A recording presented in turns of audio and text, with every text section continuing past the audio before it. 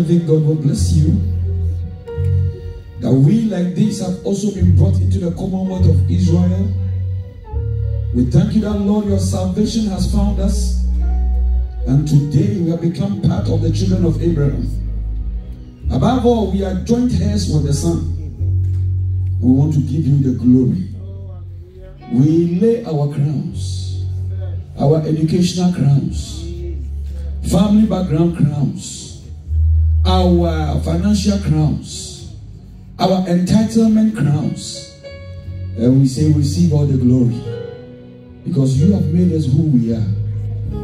As we are about to share in your word, Lord, give us a heart that is able to receive and to germinate and to produce fruits that would remain. This is our humble prayer, we pray. And the saints will shout a big amen. Amen. Before I begin, I think when I entered, I saw one of my mothers in the Lord. Hallelujah. I am uniquely related to this family in a way. Maybe they themselves may not know, but I am uniquely related to this family in a way. Hallelujah. Amen. We have our own former apostle, the late apostle F.E. Entry. His wife is here. Mama. Amen. That is the wife of former area head of Takrady, right? Yes. Apostle F.E. Entry. I'll say something very short, then you understand. See, be a good person. Hallelujah. Amen. And everywhere you go, the Lord himself, he says, your works will follow you.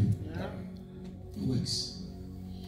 I happen to be in Accra East, PLWC Kokoblemle. At the time, it was Pastor Miller who was the district pastor, and Apostle F.E.M.P. was also the area head. And I was being called into the ministry.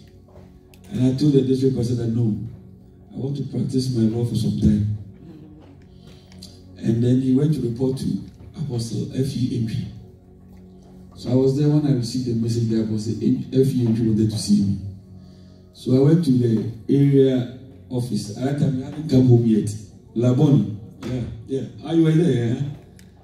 So we had a long chat.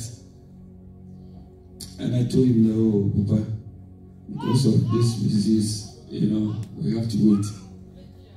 And then I left and came to the US. And I was in the US playing the keyboard in Columbus when he was the preacher. He didn't know I was the one sitting there. But I know Apostle Entry likes to move a lot when he's preaching. Hallelujah. And as he was moving, he came close to where the instrumentalists were. And he saw me, he said, ha!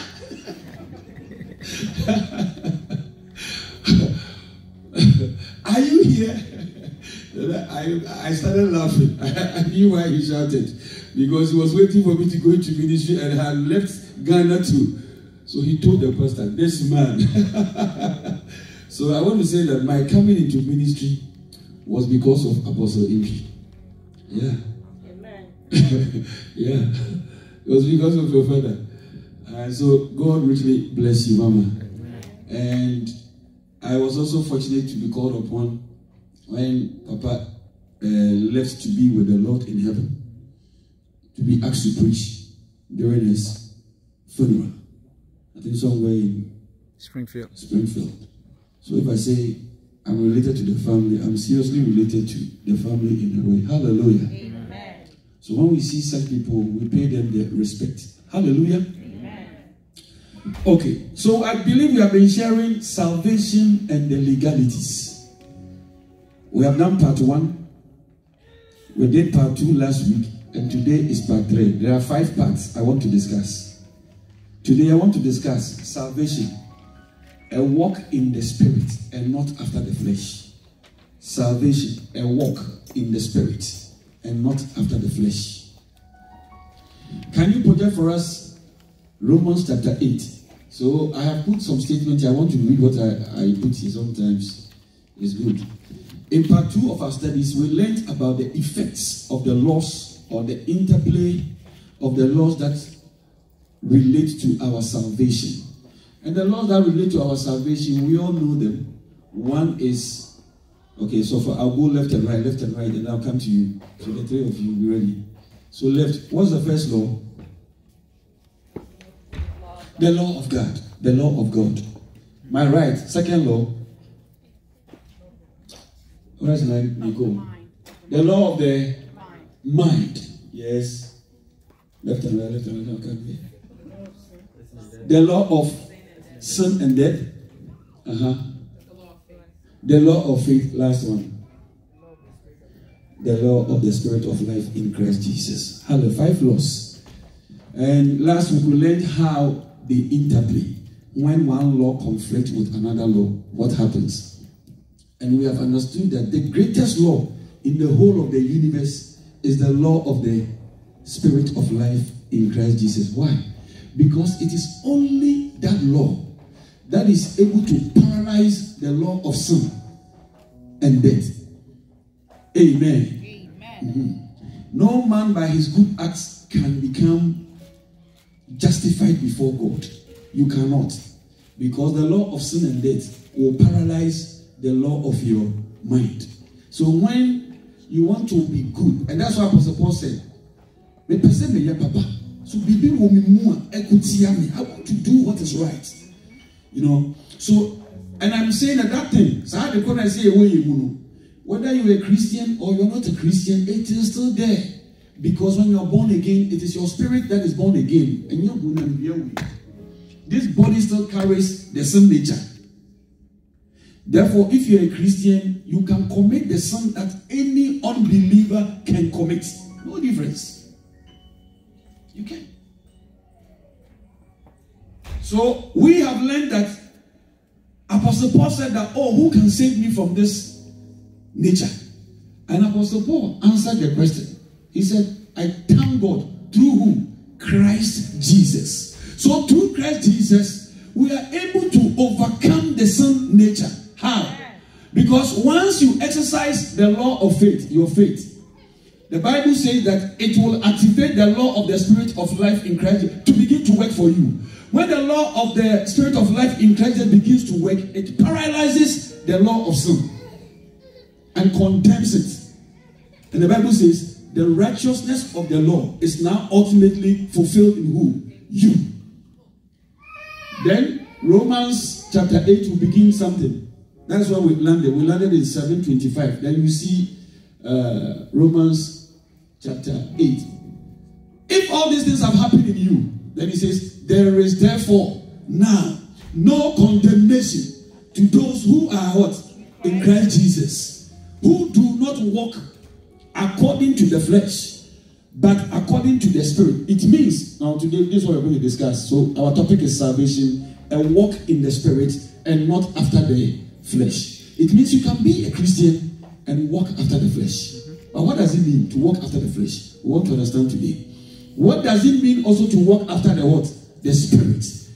Because this scripture is very clear.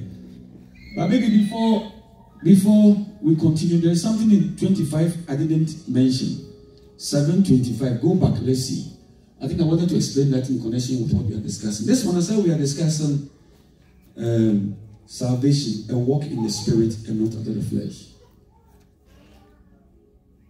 Okay. Can you give us another version? I want you to understand this text. Give us the Message Bible for this text.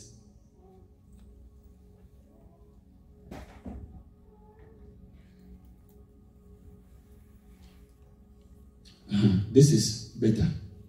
You see how it worded it? It says that I thank God through Jesus Christ our Lord. He was thanking God that it is through Jesus that he is saved from the law of sin and death. If you have gone to read it before, you have seen it. So then, with my mind, I myself am a slave to who? The law. Anytime you are using your mind, you cannot, or your willpower, you cannot overcome the law.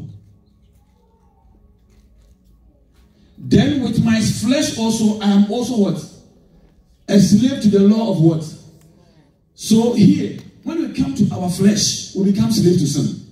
When you go to your mind, you are a slave to the law. And the law will condemn you. So the safe place to remain is to be where? In Christ. Exercising your faith in Christ. And you see, most people think that when I believe in Jesus and I become a Christian, I am done with my faith. And so we do not exercise our faith in Christ on daily basis thereafter. I hope you understand me. So people get saved, they have exercised their faith in Christ, and most people think that now that I have been saved, I must now come and produce good works to earn heaven, to earn God's favor. Are you understanding me? And I'm saying that approach is not correct. We have to learn God's own approach. So now, go to the Romans chapter 8. Today we are discussing salvation and walking in the spirit and not after the flesh. And we are using Romans chapter 8. Therefore, there is no condemnation. Now we can go back to. Oh, okay. No condemnation. Okay, there's therefore now no condemnation to those who are in Christ Jesus, who do not walk according to the flesh, but according to the spirit.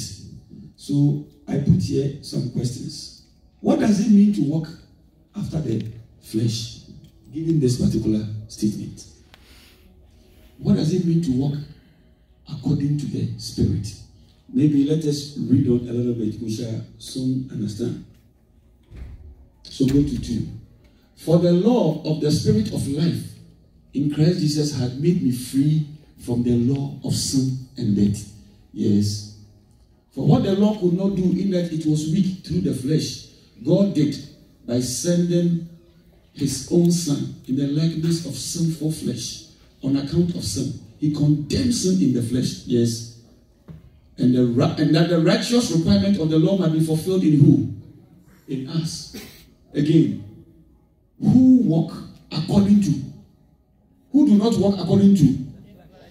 It means that if you are walking according to the flesh, the righteousness of the law will not be fulfilled in you. So pay attention to, right now we are discussing salvation, the difference between walking in the spirit and walking in the flesh.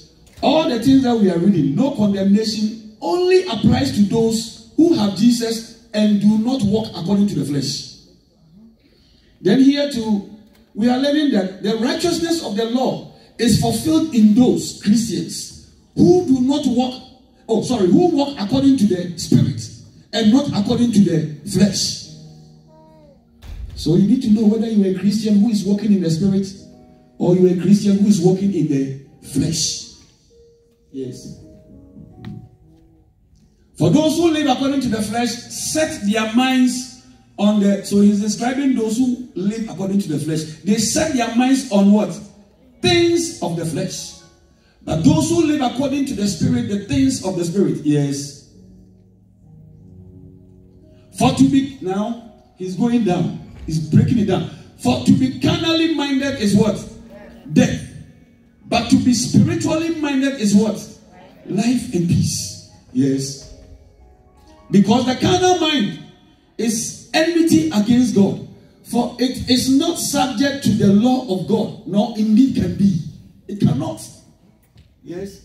So then those who are in the flesh, pay attention to this, cannot please God.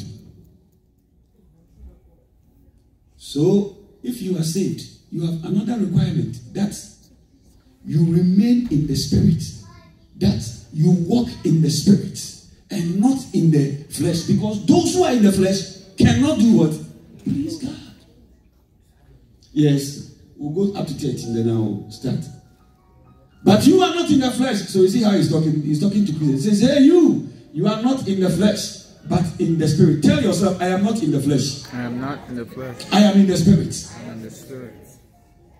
If indeed the Spirit of God dwells in you. Now, if anyone does not have the Spirit of Christ, he is none of his. 10. And if Christ is in you, the body is dead because of what? Sin. But the Spirit is life because of what? Righteousness. He's saying that if Christ is in you, it is like you have been crucified So the body is dead. You have to believe it by faith. Even though you can see your body. But you say, see that your body is already crucified. And in fact, you have resurrected as a new person. It's all by faith. Because if you don't use faith, you can see still your sinful nature misbehaving. Okay, 11. We'll end at 30. But if the spirit of him who raised Jesus from the dead dwells in you, he who raised Christ from the dead will also give life to your mortal bodies. Through what? His spirit who dwells in you. Yes. Therefore, brethren, we are debtors not to the flesh, to live according to the flesh. For if you live according to the flesh, you will die. But if you live by the spirit, you put to death the deeds of the body, you will live. Alright, so now let us discuss. Romans chapter 8.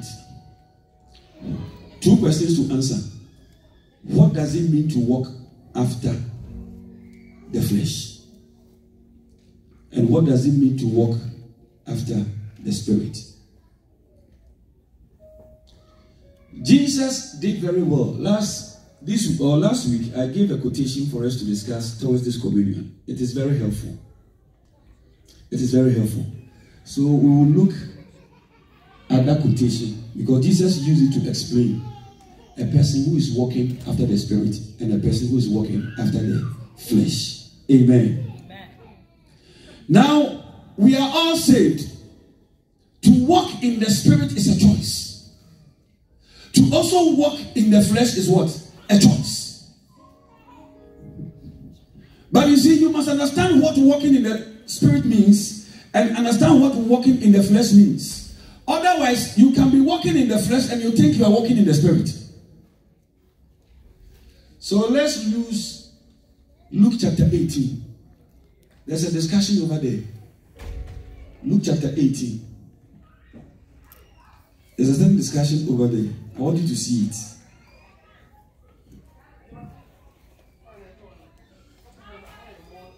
We'll finish very soon. And spend some time praying.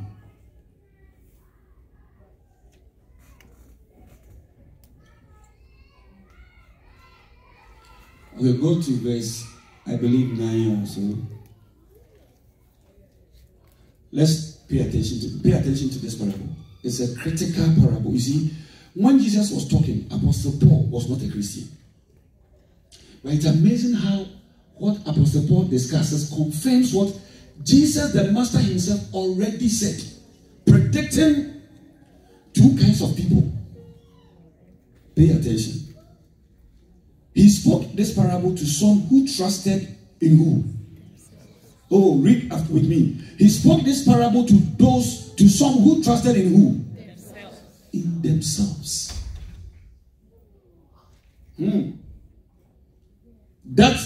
That they were what? Righteous. Pay attention. There are some people who trust that they are righteous. This is what we call self-righteousness. And despised others. Yes, move on 10. Then Jesus will tell the parable. He says, two men. We want to understand a walk in the spirit. We want to understand a walk in the flesh. Jesus already discussed that. We don't have a problem at all. This will help us. The two men, one is representing the flesh, one is representing the spirit.